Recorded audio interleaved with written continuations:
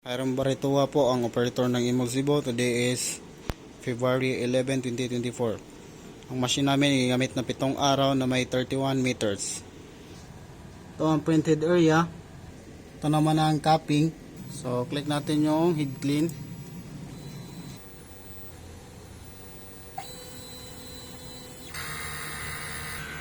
So after head clean, punasan natin yung wiper. Next naman is nozzle check. So ito yung result ng nozzle check ko. Kulang pa sa head clean. Ang ink level ay nasa tama lang. Ito ang aking waste tank, kulang laman. Yan naman ang ground wire. Ito naman ang EVR. So stocks naman, ito naman yung mga used ink ko. At ito naman yung mga unused ink. Ito naman yung nagamit ko sa white.